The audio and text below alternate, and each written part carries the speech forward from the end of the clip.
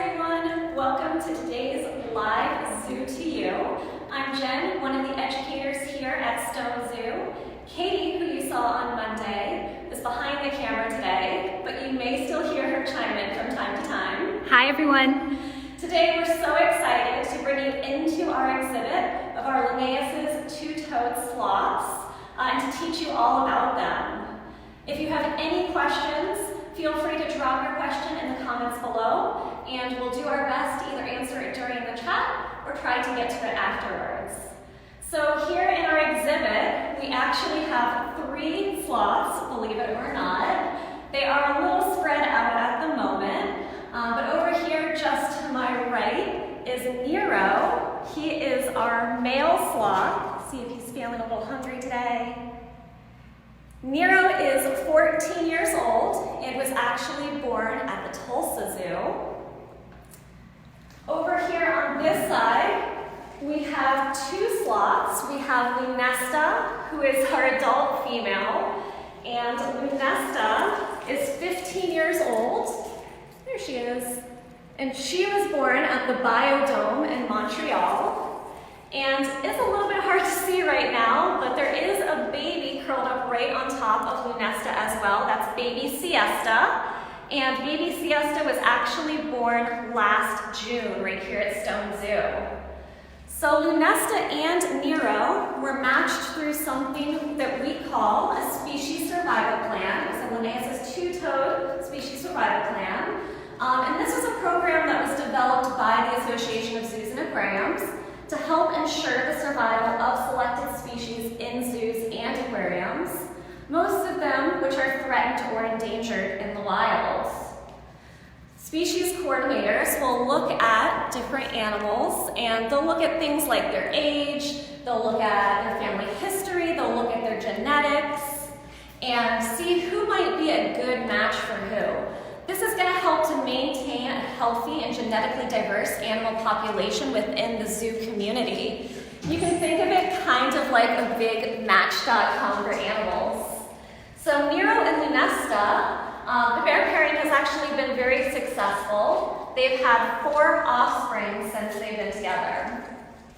Now, Nero and Lunesta are sort of atypical in that most of the time, with the exception of today, they do actually really enjoy being around each other, which is not what sloths do in the wild. In the wild, they are solitary by nature, so you're not really going to see sloths together unless it is a mom and a baby, or if they're together for breeding purposes. But I will say that these 2 probably are together about 90% of the time. Now, you might be wondering what I'm feeding them. I'm sort of going back and forth and giving them some food. And in the wild, they're going to eat mostly plants, so things like flowers and fruit and leaves and stems that they can find in their habitat high up in the trees. And here at the zoo, we give them a pretty balanced diet. They get lots of leafy greens and kale. They also get some cut carrots. They get some cut sweet potatoes, apples, and surprisingly, hard-boiled egg, which is a really good source of protein for them. They also get grapes occasionally as a special treat. And these, which are called leaf eater biscuits, similar to the bear chow that we fed on Monday, if you guys tuned in to see that. These are made specifically for herbivores, and they contain a lot of vitamins, a lot of nutrients, and they are low on sugar, so they have a little bit less sugar than some of the fruits that we might find in our grocery stores. Now, you might also notice that I am using tongs to feed our sloths. Sloths don't really have the best eyesight. Their best sense is actually their sense of smell, and we don't want them accidentally mistaking our fingers for maybe a piece of a carrot or a piece of a sweet potato. So we do use the tongs just to be safe with that. Now, surprisingly, sloths do have very sharp teeth. You may have noticed as they've been chowing down on their food that they do have some pretty large teeth in there. I actually have a skull here to show you. So if you notice in our skull, they actually don't have teeth right in the very front part of their mouths. but they do have molars in the back, which are great to help chew up all of that plant material, and those sharper teeth that you see in the front, which are actually modified molars. Now, one thing that's really cool about their teeth is they're actually hollow, and they will continue to grow throughout their life, which is really interesting.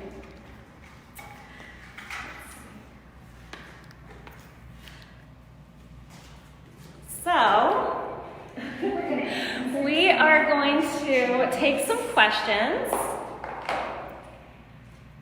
Oh, it looks like the sound is going in and out.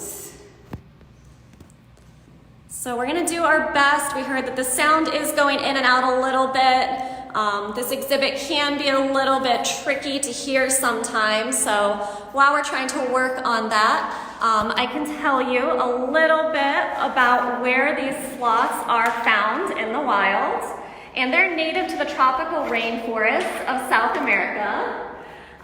They're going to be prey to animals like harpy eagles, jaguars, ocelots, and larger snakes, and most of all, humans. A lot of their threats are human-made threats, like uninsulated power lines that they're going to try to climb across, and also road collisions, trying to cross the road.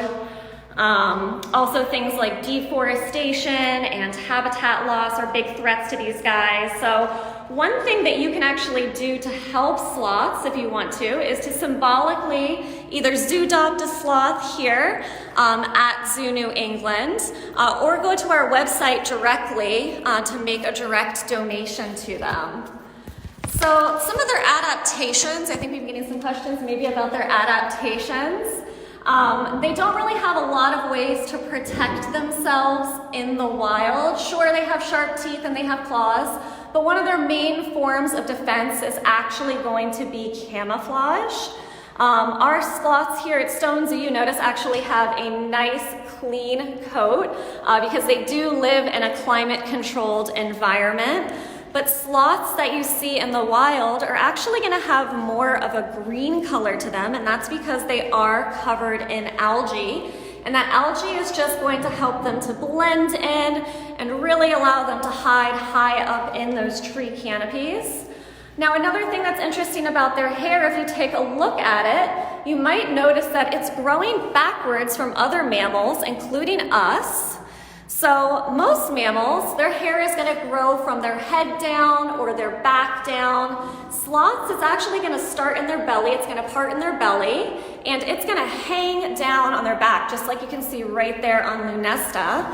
And that's going to allow the rainwater, because it's very rainy in the rainforest where they live, to just sort of drip off their bodies and not really soak into them too much. All right, Jen, so we do have lots of really great questions. Luke wants to know if anything lives in their fur.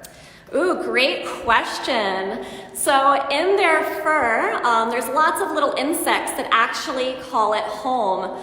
They do have a symbiotic relationship with these insects. There's actually a particular type of moth that we call a sloth moth that lives in their fur. And it's going to help keep the sloth nice and clean by eating that algae. And in turn, the sloth is going to provide it a nice, safe home. That's a great question. Madeline wants to know what kind of sloths these are. All right, Madeline, so these are Linnaeus's two-toed sloths. And I want to zoom in on their claws for a minute because you can see that over here, on the right-hand side, that is actually a front foot. You can see that there's two claws right there. That's how we know that they're two-toed sloths.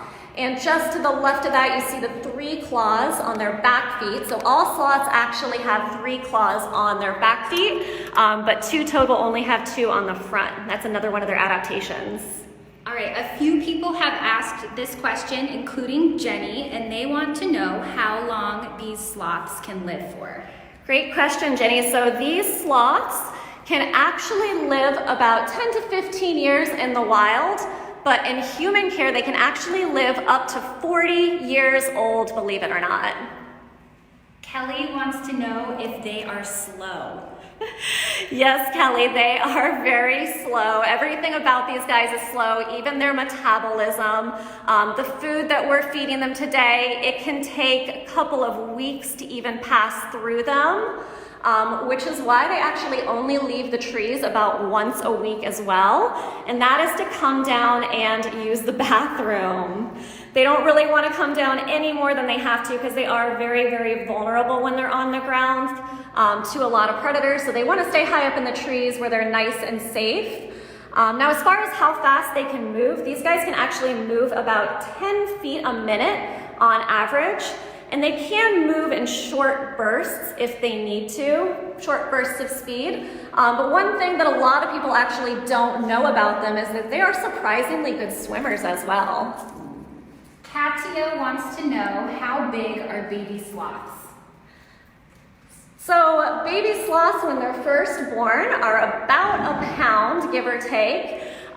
Siesta here is about 9 months old. I know she kind of just blends right into to mom right there, but you can see her sort of piled right up on top of her. We don't know her exact weight on the moment, but she is growing pretty well. We've had a few questions, including one from Adrian asking what their predators are. All right, Adrian, so their predators in the wild are going to be larger cats, so animals like jaguars and ocelots, and also larger snakes that can get up in the trees and harpy eagles.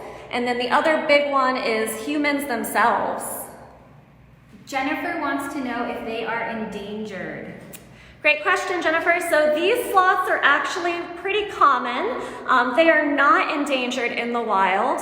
However, there are a couple of other species of sloths that are. The pygmy three-toed sloth is considered critically endangered, as well as the maned sloth is considered vulnerable. Let's see, MB wants to know if they like human contact. So human contact is not something that our sloths really enjoy. We kind of let them do their thing up in the trees. Most sloths are going to be more comfortable when they are just sort of left alone to do their own thing. We can occasionally give them, light touches on their back, but we try not to really hold them or pick them up or have any sort of contact with them. And a few people have asked these questions, but how do sloths maintain their fingernails? So their fingernails are actually made out of the same thing that your fingernails are, which is keratin.